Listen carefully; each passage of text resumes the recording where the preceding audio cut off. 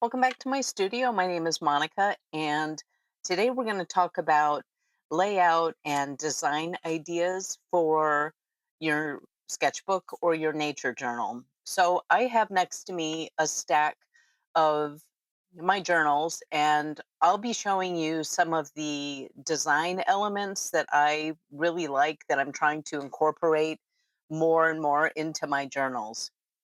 But first, I want to talk about layout.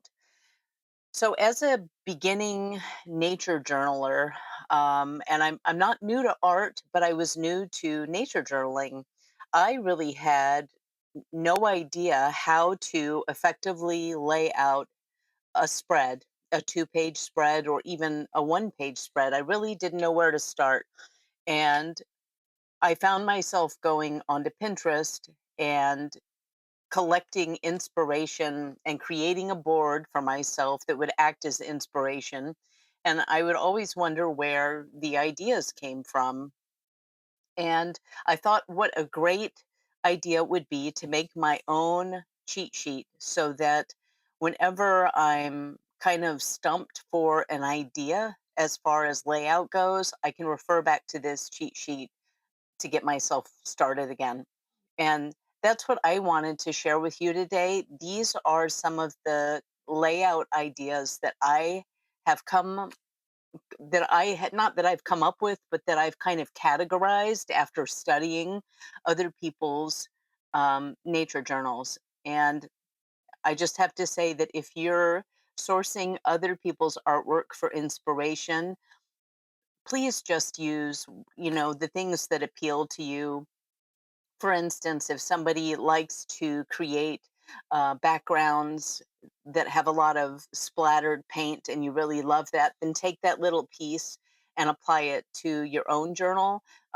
If unless you're learning how to incorporate a technique, an artistic technique, it's never a good thing to copy anybody's work.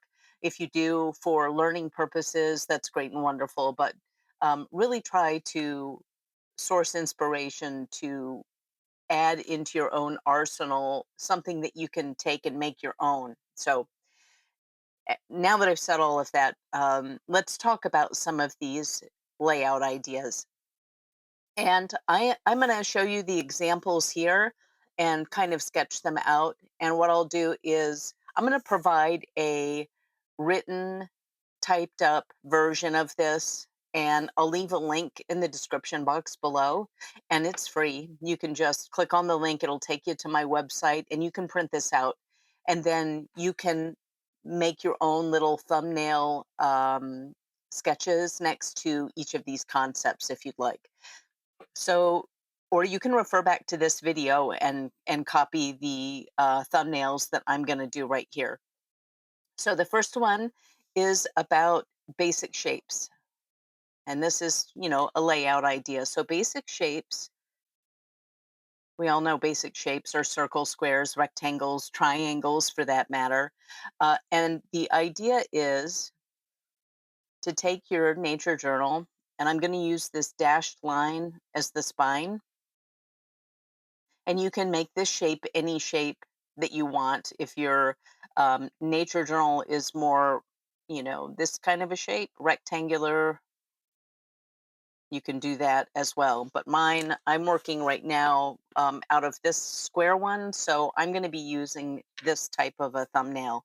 So a basic shape layout might be something that you can structure before, let's say you go on a hike and you're taking your nature journal with you and you really don't want to have to stop and think about how you're going to lay this out. So just think about basic shapes.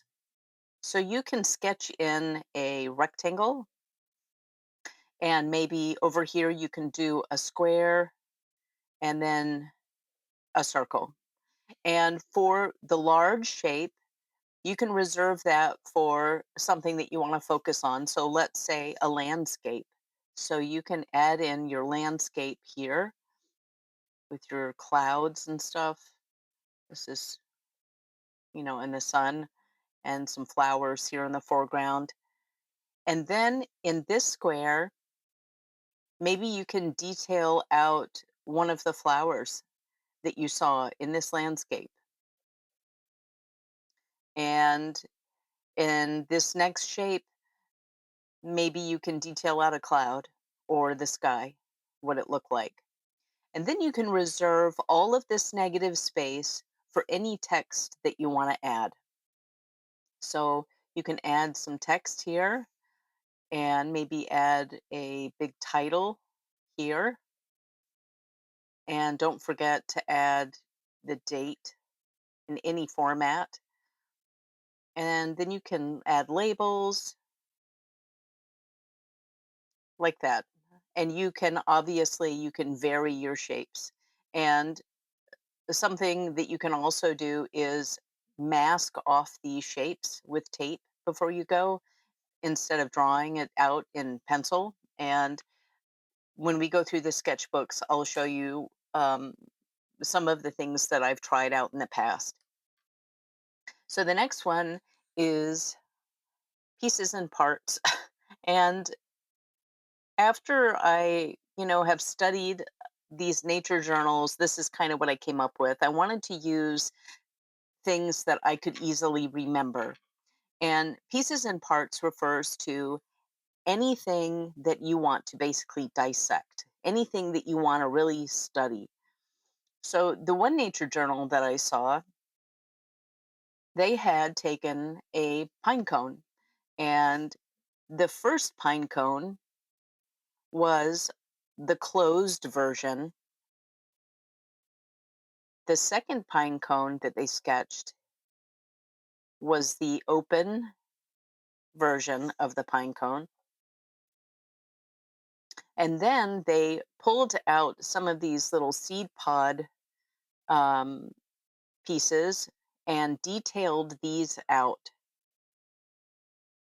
They also did a bird's eye view, so a top view, and then they added in a big branch with a couple of these pine cones hanging down. And this would be like the environment that the pine cones are growing in, and there's an N in there. So that's what I mean by pieces and parts. So you can pick one subject. It doesn't matter if it's a butterfly, a bird, or a plant. So to take something else like a flower, and you can apply your basic shape um, layout idea to any of these layouts. The nice thing is that you can really start to mix and match. Um, so if you wanted to do a flower, let's say that you drew this plant and you have it going across a couple of pages and there's your flower. So with the pieces and parts idea, you can detail and dissect this plant any way that you would like. So maybe you can add a leaf here and you can do some annotation about the leaf. And then you also have the stem and you can do a cross section of the stem. You can add in petals. You can add a top view of the flower. And you can also dissect the parts of the flower from the stamen to the pistil and the calyx and um, all of the different parts, and then label them as you see fit. And one of the things that you need to ask yourself when you start your nature journal is what is it about the nature journaling that I like? Am I trying to learn more about my environment and the plants around me and the animals around me? Am I doing this because I want a creative practice for myself? Sometimes it may not be super scientific. I know for myself, one of the last spreads that I did was about a plant and all of the medicinal properties that it had. So I may not dissect the plant in a way that is like very scientific and like a botanical illustration, but I can dissect it for my own purposes. So keep that in mind. There are no hard and fast rules because this is your nature journal. So the next one is a really super, super easy one, and that's document a day, right? Or I'm going to leave it at document a day, but you can obviously, this is what we're doing is documenting. Documenting a day can just be broken down. And if you're somebody that likes to just sketch in a regular sketchbook and it's not reserved for a nature journal, all of these different things will also work for both of these types of sketchbooks. So document a day. You can do this kind of in a free form way. So throughout your day, you can take photographs and come back to your house and annotate them in your sketchbook, or you can kind of sketch as you go. And maybe you found a feather and you want to put that in your sketchbook, and you saw a butterfly, so you want to add that in. And then maybe you want to add in a bird that you saw,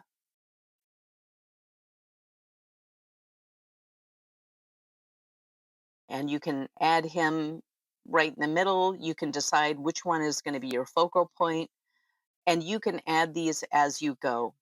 Um, Maybe we want to add in some clouds and another flower that we saw. And then you can fill up the remainder of the negative space,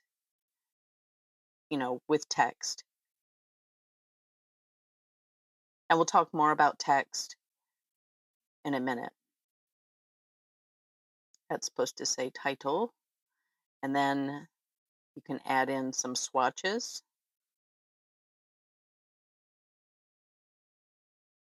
And I did this with uh, a walk that I took with my dog, and I walk every day. And it's kind of neat to see the different things that are blooming throughout the year. So the one that I did was in April, and I might do another one now that we're in June. So everything is in full bloom, and it would be really fun to do another spread where I document what I found on my walk. So the next one that we're going to talk about is a kind of a really fun, easy one.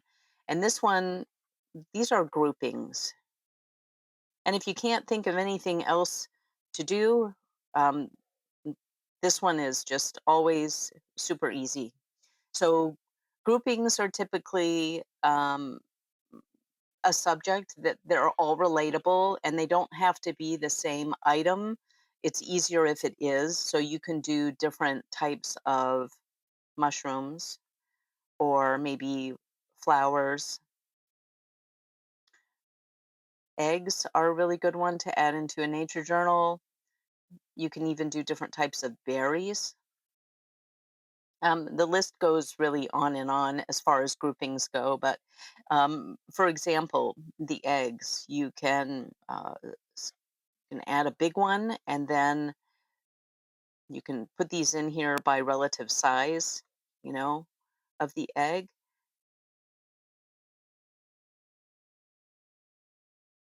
And I mean, and then you add your labels to these. You can do them underneath. You can follow the curve. You can go straight across on the bottom, and then you can add, your larger text, and you can add a date. But this is one idea for a grouping, and you can also do something like mushrooms, different types of mushrooms that you find. I have an entire camera roll of mushrooms that um, I would love to document in my nature journal. In fact, I was actually thinking about keeping a separate journal specifically for mushrooms.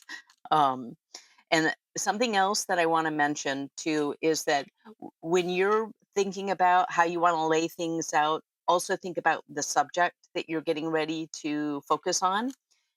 You can use any format that you want. So if you're going to do a tree, obviously for me, working in a square sketchbook might be easier if I turn my sketchbook vertically so that I have a long piece of paper to work on. So think about your format as well, whether you want to work vertically or horizontal. You can play with these different formats. So the next one we're going to talk about is, once I turn the page here, is we're going to talk about processes and cycles or stages. And I had to rip my piece of paper out. Um, so this one is processes or cycles. This is a really easy one because this is what nature is all about. So you could even document weather as a cycle. You can do the cycle of a plant or an animal like a bird or a frog would be really fun. You could draw some tadpoles, um, or even a garden vegetable. So you could document and detail out a couple of seeds that you planted, and then maybe once it starts to sprout, and then you can add on to the greenery once it gets bigger. And maybe we're growing a, I don't know, a radish or something here. Um, and then you can document the final product. But and you don't have to go straight across either, but I think it's one of those things that it's a natural, um, obviously a natural cycle. So you want to start from one end and go to the finished, or you can do something like the cycle of the weather. So you could start off with rain or clouds, and then I don't know, maybe add some clouds over here and some raindrops. You can add some dashed lines. Maybe you can add the sun over here. I think once you start doing this, the ideas will start to come, and then you can take those ideas, make sure that you write them down or sketch them out, and you'll always have a cheat sheet and a place to go if you're ever, like I said, stuck for ideas. So the last one that I want to talk about is a focal point, just one focal point and text. And this is probably, I think, aside from the groupings, probably one of the easiest approaches for a layout. So let's say that I'm out on my hike and I want to sketch the beautiful vista that I'm looking at. So on one side, I'm going to add in my landscape, and I might add in my date over here. And on this side, I'm going to write all about my day, and I'm going to pick out one detail from my landscape, and I'm going to add it over here. So maybe it was this beautiful butterfly that I saw, and I'm just going to write about my day on this side, and I'm going to wrap my text around the butterfly just like you would see in a magazine or a book. And you can also add your some swatches here and a bigger title if you would like, um, here. So that is like super, super basic. And you can get even more creative, and you can do that focal point in your boxes. You can create those boxes if you would like. Let's say you do a circle and then you create your landscape over here. You can add your text around this shape, and you can add another box down here for your little detail. This time, maybe let's say it's a flower, and then reserve all of your text for this flower here. And then add your title and some more text, some swatches. And you can see how this starts to take kind of a life of its own. And once you start sketching out these little thumbnails, it becomes like a aha moment. Okay, so that is pretty much it for different types of layouts, and you can take these in any direction. So the next thing I want to talk about are design elements. And the first one that I'm going to talk about are grungy backgrounds. Now, like I said, I will have all of this typed out in a list, and you can just download this list and tuck it into your own sketchbook and make your own thumbnails from the list. And it's free, so no worries there. But I wanted to go over some of the sketchbooks that I have and talk a little bit about some of these, grungy backgrounds and show you some different examples. So for um, this first one, the grungy background would be the splatters here, and I have a lot of my artwork or that's not in my nature journal. I like to include um, some grungy splatters, and I love paint runs and things like that. And I'm really trying to incorporate more of those into my backgrounds. But I added a few splatters into this one as well. So grungy backgrounds includes anything from paint puddles to splatters, paint runs, any way to kind of create an abstract background for whatever it is that you're going to start sketching or painting. So the next one is a big one, and that's lettering. And lettering is an animal all on its own and deserves a completely different video or class. And maybe that's something I'll do in the future. But l- the biggest takeaway, I think, when you're talking about lettering and you're just starting, use your own handwriting. And if you want to make it dynamic, then think about contrast. So, and when I say contrast, I mean think about like opposites. So, big versus small print, printing versus cursive, serif versus sans serif, and that will help, I think, get you started. So, I can show you some ideas here. Um, so, this one that I just did not too long ago, this is more of whimsical kind of uppercase printing, if you will. And then I paired it with a completely different font in cursive. And then I also have some small printing down here. And the date is also another design element. So don't forget to kind of play around with some different ideas for your dates as well. And let me see what else I can find here. It's just regular, cursive. I wasn't worried too much about the text for this. This was done at the workshop. And here is some more. This is kind of a whimsical little lettering. And then I paired it with a small print. So just try to think in terms of, like I said, opposites. And here's a good one. So here I have a large text and it's done, it's print and we have some serifs on this. And then here I have a small cursive. And think about varying the direction, and also with lettering, think about um, putting your lettering around the shape. What I would suggest um, is going and looking for videos on lettering and to spur some ideas or maybe grab some books. I just released a video last week on books that I love, and I included a book on lettering in that, and that is, I'll post the link here too for that video.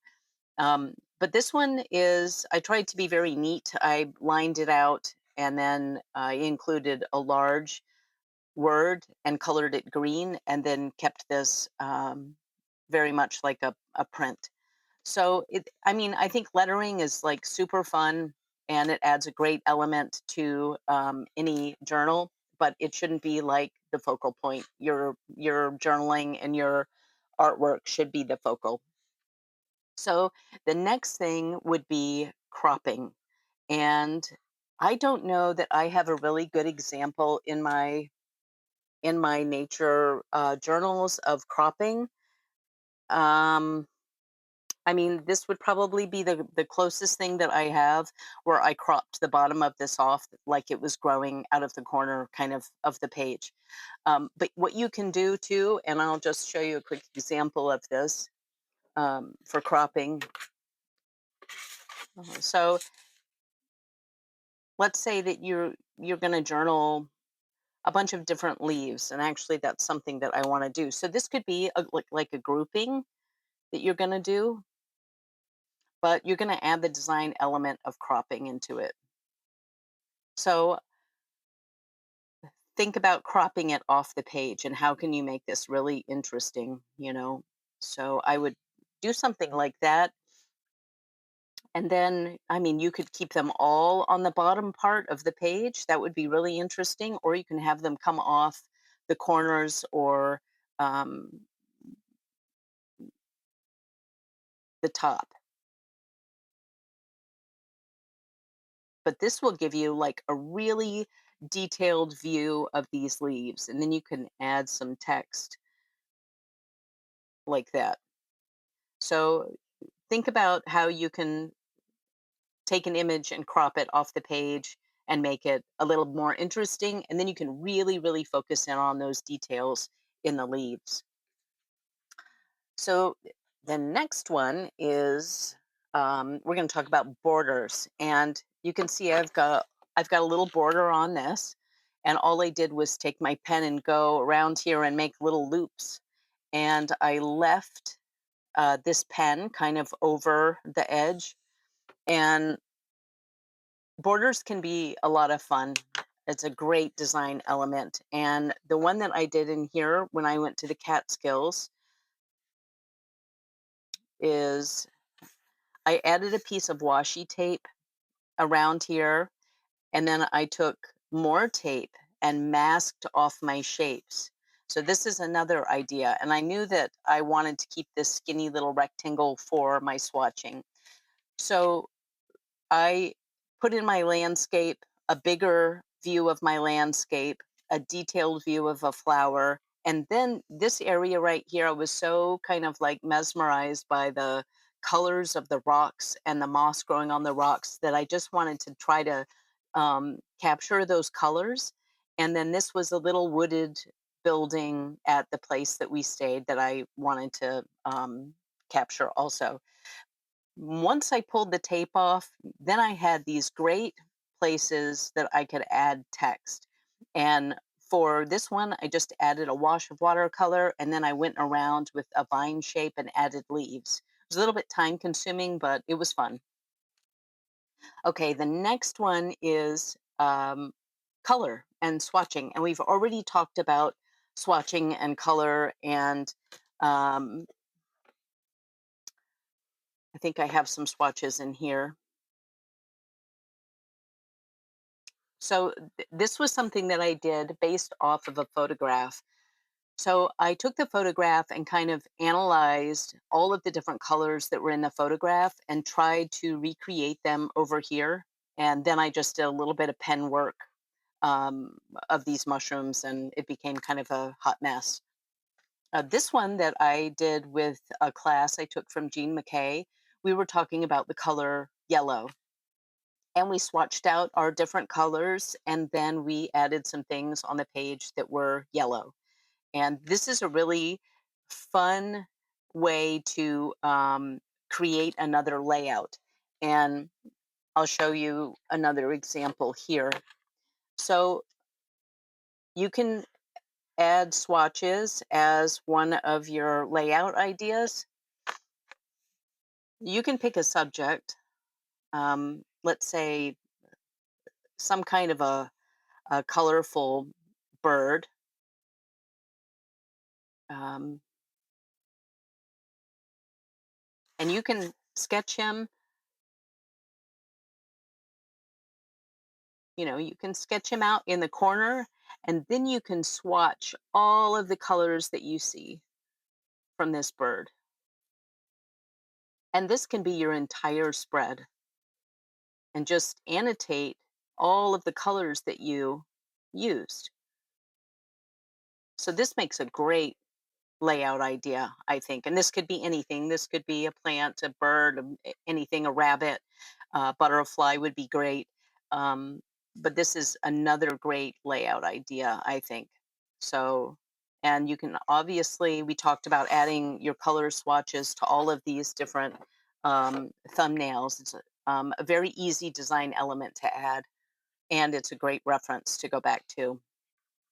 So the next one that I want to talk about are painting behind things. So sometimes, let's say you may not be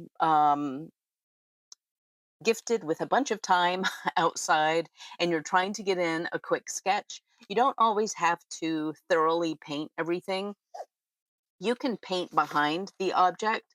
And this was something that I had sketched last year. And the other day I came across it in here and I wanted to add a little bit of a background just to make this come forward.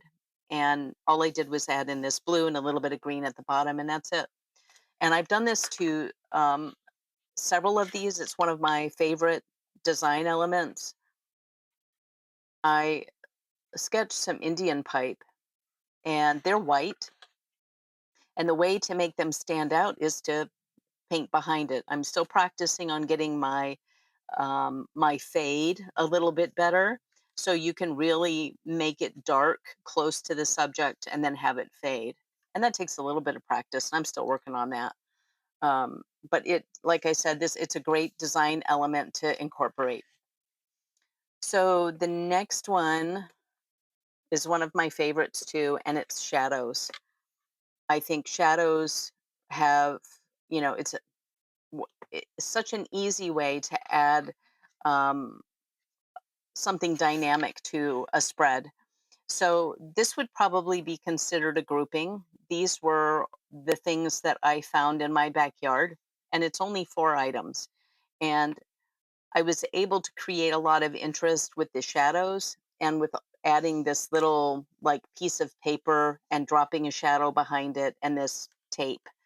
And I also added in some swatches on the side, but it's a very simple design. It didn't take long, but I really think that the shadows bring it to life. And I love adding shadows to stuff. It makes it look three-dimensional. So I think that pretty much wraps up this layout and design nature journal um, talk, I guess, if you will. I will leave the printed version of this down below in the description box. There will be a link that goes to my website, and this it's free, so you can just print it out or take a screenshot of it. I hope this helps if you're just starting nature journaling, or maybe you've been nature journaling and you're stuck in a rut and you need some different ideas. I hope this helps. I know it has helped me immensely, just being able to look at other people's work and study and pick out the parts that I like and to write it down. So I'm actually going to use this little accordion book that I found in my drawer. It's missing the cover. It looks pretty gnarly, but I'm going to use this to make my cheat sheet, and then I'm going to stick that right in the back of my nature journal. So you can do all sorts of things, all sorts of creative ways to take this cheat sheet with you. If you enjoyed this, please hit the thumbs up button there and give me a like. It helps the channel grow. And if you've got any questions or comments, feel free to drop them in the comment section. And I will see you next week. Take care.